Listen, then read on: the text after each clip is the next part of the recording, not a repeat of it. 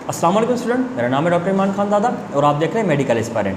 Student, video का title देखकर आप लोग समझ गए होंगे कि ये जो वीडियो है किसी भी एक पर्टिकुलर ग्रुप ऑफ स्टूडेंट्स या किसी भी पर्टिकुलर तबके से ताल्लुक़ रखने वाली नहीं है। यानी अगर आप 9th matric first year inter के स्टूडेंट हैं तो ये वीडियो आपके लिए है। अगर आप एंट्री टेस्ट की प्रिपरेशन कर रहे हैं तो ये वीडियो आपके लिए है, और अगर आप किसी जॉब की प्रिपरेशन कर रहे हैं तब भी ये वीडियो आपके लिए है। क्योंकि इस वीडियो में हम लोग एंट्री टेस्ट के या MCQs, चाहे किसी जॉब के हवाले से हो, कमीशन लेवल का, किसी भी हिसाब से कोई जॉब हो, उसमें जो MCQs आते हैं उनको सॉल्व करने की हम ट्रिक्स सीखने वाले हैं। ये वो सवाल है जो हर फोरम पे हमसे सबसे ज़्यादा पूछा जाता है, और हम लोग इन ट्रिक्स को हर साल अपने स्टूडेंट्स को सिखाते हैं, वो अप्लाई करते हैं, और इसलिए इनका माशाल्लाह सक्सेस रेट भी काफ़ी ज़्यादा हाई है। हम लोग ख़ुद भी इन्हीं ट्रिक्स को अप्लाई कर करके गवर्नमेंट के मुख्तलिफ़ किस्म के डिपार्टमेंट में ऑफिसर्स लग चुके हैं। तो ये जो MCQs को सॉल्व करना है ये भी एक साइंस है, ये भी ट्रिक्स है। तो आज हम इस वीडियो में कुछ मोस्ट इम्पॉर्टेंट ट्रिक्स जो कि MCQs को सॉल्व करने के हवाले से हैं वो हम डिस्कस करेंगे, और इन लेक्चर के दौरान यानी इसी ट्रिक्स के दौरान एक दो कुछ ऐसी इंपॉर्टेंट ट्रिक्स है जो हम इंशाल्लाह बीच में और एंड में डिस्कस करेंगे, जो कि डेफिनेटली अगर आपकी प्रिपरेशन पेपर के लिए इतनी ज़्यादा अच्छी नहीं है, इसके बावजूद भी आपके स्कोर को इम्प्रूव करने में आपकी हेल्प करेंगी। स्टूडेंट, MCQs का पेपर सॉल्व करने के लिए दो चीज़ों की रिक्वायरमेंट होती है, यानी दो चीज़ों में आपको एक्सपर्ट होना पड़ेगा। अगर इन दो चीज़ों में आप एक्सपर्ट नहीं है तो एंट्री टेस्ट का MCQs का पेपर या किसी भी चीज़ का लेवल का पेपर आप सॉल्व नहीं कर पाएंगे। एक, टाइम मैनेजमेंट स्किल्स, दूसरा एक्यूरेसी। यानी अगर आपको टाइम मैनेजमेंट स्किल्स और एक्यूरेसी दोनों आती हैं तो अगर MCQs के पेपर के लिए आपकी प्रिपरेशन ज़्यादा अच्छी ना भी हो तो जिनकी बहुत अच्छी है उनके बराबर आप मार्क्स हासिल कर सकते हैं। फ़र्ज़ करें, टाइम मैनेजमेंट स्किल्स किसे कहते हैं? टाइम मैनेजमेंट स्किल का मतलब होता है कि आप विद इन गिवन टाइम सारे MCQs अटैम्प्ट कर लें, और एक्यूरेसी भी इतनी हो कि मैक्सिमम मार्क्स के साथ स्कोर करें। आप टाइम मैनेजमेंट प्रॉपरली कर सकते हैं, लेकिन अगर आपकी एक्यूरेसी ठीक नहीं तो भी कोई फ़ायदा नहीं। आप एक्यूरेसी बहुत अच्छी है आपकी, मतलब मैक्सिमम MCQs आपको आ रहे हैं सॉल्व कर, लेकिन विद इन गिवन टाइम नहीं कर पाते और काफ़ी MCQs बच जाते हैं, तब भी इसका कोई बेनिफिट नहीं। दोनों चीज़ों का एक साथ होना लाजमी होता है। स्टूडेंट, इस वीडियो में हम लोग इन्हीं दो पॉइंट को डिस्कस करेंगे, और इन्हीं दो पॉइंट को एक आसान तरीके से सीखने की कोशिश करेंगे कि आपकी टाइम मैनेजमेंट स्किल्स जो है ना वो कैसे इंप्रूव हो सकती हैं, और आपकी एक्यूरेसी किन टेक्निक्स के ज़रिए से बेटर हो सकती है। इन दोनों चीज़ों को स्टार्ट करने से पहले स्टूडेंट एक छोटी सी चीज़ को समझना आपको लाजमी होगी, और वो चीज़ अगर आपको समझ में आ गई तो एक बहुत ही आसान ट्रिक है जिसको अप्लाई करने के बाद आप MCQs में मैक्सिमम मार्क्स हासिल कर सकते हैं। एक छोटी सी ट्रिक है, अगर वो समझ जाएं तो उसके बाद मैक्सिमम मार्क्स स्कोर कर सकते हैं। लेकिन उससे पहले एक चीज़ आपको समझनी है, और वो चीज़ है प्रोबेबिलिटी। ना, व्हाट इज़ प्रोबेबिलिटी? यानी आप एक सवाल पढ़ते हैं और नीचे उसके 4 या 5 ऑप्शन होते हैं। हमारे मेडिकल के टेस्ट में तो 5 ऑप्शन होते हैं, यानी अगर चलो 5 लगा लेते हैं, 4 भी हो तो 4 या 5 ऑप्शन होते हैं, उनमें से एक सही होता है। अब फ़र्ज़ करें कि आपने एक सवाल पढ़ा और उसके 5 ऑप्शन हैं, तो इसका मतलब है उनमें से जस्ट एक ही उसका कोई जवाब होगा, तो आपका सही जवाब होने की जो प्रोबेबिलिटी है, चांसेस हैं, वो जस्ट 20% है। यानी आउट ऑफ 5 जस्ट एक सही जवाब है, तो इसका मतलब देयर आर 20% चांसेस कि आपका जवाब जो है ना वो सही होगा। ठीक है, लेकिन अगर ये प्रोबेबिलिटी आप किसी तरीके से इंक्रीज़ कर दें तो आपके सवाल का जवाब सही होने के चांसेस भी इंक्रीज़ हो जाएंगे। अब आप सोच रहे होंगे कि सर कोई पेपर बनाने वाला हमसे पूछ के तो पेपर बनाएगा नहीं, कि भाई बताओ तीन अगर मार्क्स वाला 3 ऑप्शन वाला पेपर बना दूँ या क्या करूँ? ऐसा नहीं होता, लेकिन आप कर सकते हैं इस चीज़ को। फ़र्ज़ करें एक सवाल है, उसके 5 ऑप्शन हैं, तो सही जवाब होने की प्रोबेबिलिटी कितनी हुई? 20%। लेकिन अगर एक जवाब माइनस कर दें और 4 ऑप्शन ही बचें तो अब आपका जवाब सही होने की प्रोबेबिलिटी 25% हो चुकी है। और अगर मिसाल के तौर पे एक और कम कर दें, 3 ऑप्शन बचे तो 33.33% आपकी प्रोबेबिलिटी हो गई। और अगर मिसाल के तौर पे एक और माइनस कर दें तो अब 2 ही ऑप्शन बचे हैं और 50% चांस है कि आपका जवाब सही होगा। ये चीज़ आप एक ही तरीके से सॉल्व कर सकते हैं, यानी आप चाहें तो आप सवाल पढ़ें और उसके बाद गलत जवाब खुद ही माइनस करना शुरू कर दें, और माइनस करने के बाद इस चीज़ को करेक्ट आंसर पे पहुंचने के चांसेस आपके बढ़ जाते हैं। हम लोग सबसे पहले टाइम मैनेजमेंट स्किल सीखते हैं, और उस टाइम मैनेजमेंट स्किल के बाद फिर आते हैं इस एक्यूरेसी और इन टेक्निक्स को सीखने की जानिब। स्टूडेंट, फ़र्ज़ करें आपको 100 मार्क्स का एक सवाल एक पेपर अटेम्प्ट करना है जिसमें 100 MCQs दिए गए हैं। आमतौर पे स्टैंडर्ड यही होता है। अब उस 100 MCQs के पेपर को आपको अटेम्प्ट करने के लिए फर्स्ट करो 100 मिनट दिए गए हैं। इसका मतलब है 1 मिनट में एक MCQ को समझना भी है और करेक्ट जवाब को चूज़ भी करना है। यानी इसमें आपके पास ज़्यादा सोचने का टाइम नहीं है, आपको जो भी कुछ करना है फ़ौरन करना है। उसका एक आसान तरीका ये है कि कम से कम टाइम में ये पूरा पेपर सॉल्व करने का तरीका क्या होता है। सबसे पहले आप क्या करें कि आप सवालात को पढ़ना स्टार्ट करें। आपके हाथ में पेन या पेंसिल कुछ भी होगा, आप ये देखते जाएं कि मिसाल के तौर पर पहला सवाल है, उसका जवाब आपको आ रहा है, फौरी तौर पे उसको वहीं पे सॉल्व कर दें। यानी आपको आ रहा है तो मतलब आसान था। दूसरा आपको आ रहा है, उसको सॉल्व कर दें। तीसरा आपको आ रहा है, सॉल्व कर दें। चौथा नहीं आ रहा, उस चौथे क्वेश्चन के ऊपर हल्का सा डॉट लगा दें। पाँचवां नहीं आ रहा, उस पर डॉट लगा दें। छठा नहीं आ रहा, डॉट लगा दें। सातवां आ रहा है, उसको कर दें। आठवां आ रहा है, उसको कर दें। नवां नहीं आ रहा, डॉट लगा दें। 10वां आ रहा है, कर दें। इस तरह क्या होगा, पूरे के पूरे 100 सवाल आप पढ़ें, जो आपको आ रहे हैं उसको उसी वक्त सॉल्व कर दें और बाकी जो नहीं आ रहा उस पर डॉट लगा दें। इससे एटलीस्ट आपको ये पता लग जाएगा कि आपके वो जो 100 MCQs का जो पेपर था उसमें से कितने सवाल ऐसे थे जो 100% आपको श्योर थे। और उन सवालों को सॉल्व करने के लिए ज़्यादा टाइम भी लगेगा, मतलब ज़्यादा ज़्यादा 10 मिनट लगेंगे या 15 मिनट लग जाएंगे। इसके बाद अगर चलो 20 मिनट भी लग जाते हैं तो आपके पास 80 मिनट का टाइम होगा। और अगर इस 80 मिनट में आप 30 से 35 सवाल भी सॉल्व कर लेते हैं तो इसका मतलब बाकी के 65 सवाल या 70 सवाल करने के लिए आपके पास टाइम बढ़ गया।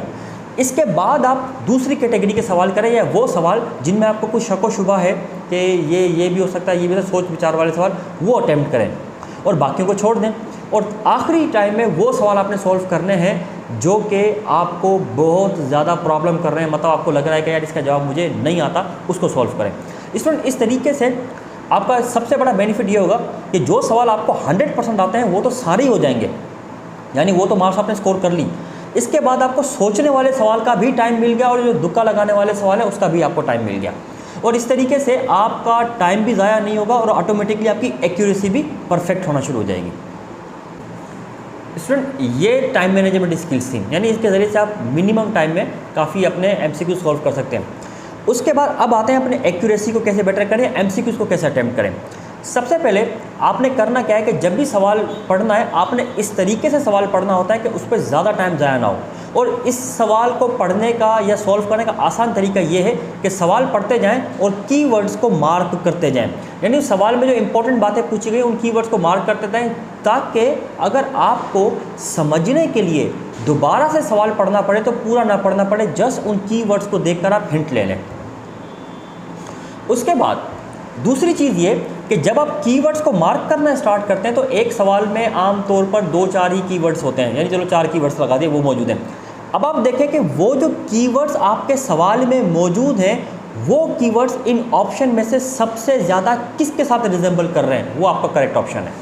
नेक्स्ट, इसके बाद आप क्या करें कि जब भी आप सवाल पढ़ें, सवाल पढ़ते हुए सिर्फ 1-2 चीज़ें ऐसी हैं जिनके ऊपर आपने प्रॉपर अटेंशन पे करनी है, और वो क्या है, नॉट ऑलवेज एंड इस टाइप के कोई जुमले होते हैं जैसे नॉट यूज़ हो गया, ऑलवेज यूज़ हो गया, ठीक है, इनको खासतौर पे मार्क करें।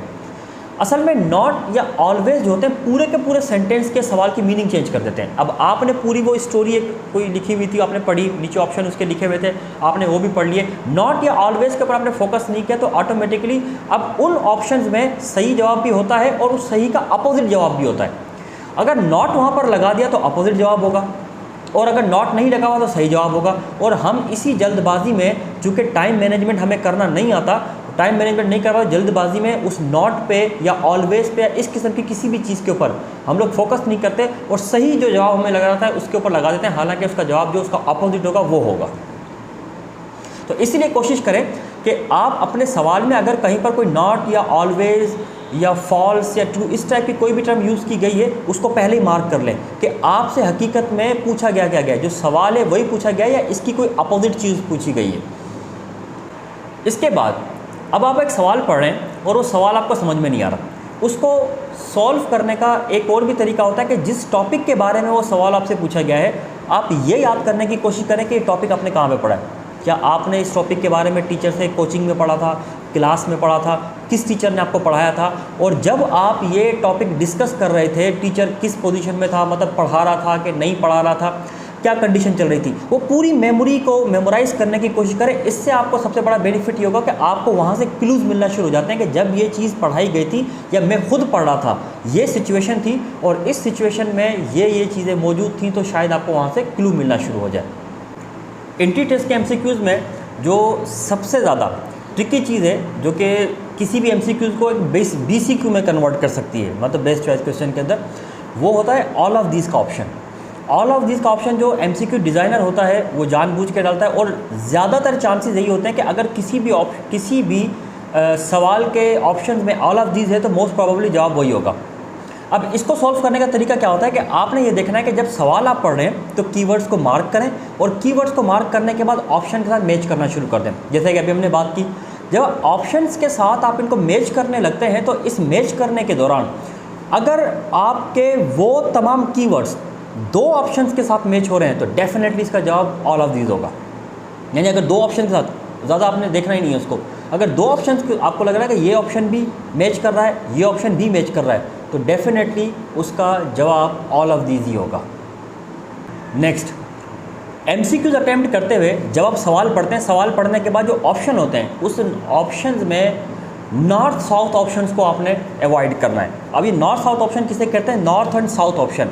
मतलब सवाल आपसे मिसाल के तौर पर प्लांट्स के बारे में पूछा गया है और ऑप्शन में कहीं पर कोई बैक्टीरिया, फंजाई या एनिमल का भी जिक्र आ गया, तो इसका मतलब है उसका ताल्लुक किससे नहीं है। यानी फ़र्ज़ करें कि सवाल में आपको फोटोसिंथेसिस का जिक्र किया गया कि भाई फोटोसिंथेसिस के हवाले से कोई पूछा है, और ऑप्शन में कहीं कोई फंजाई दे दिया है।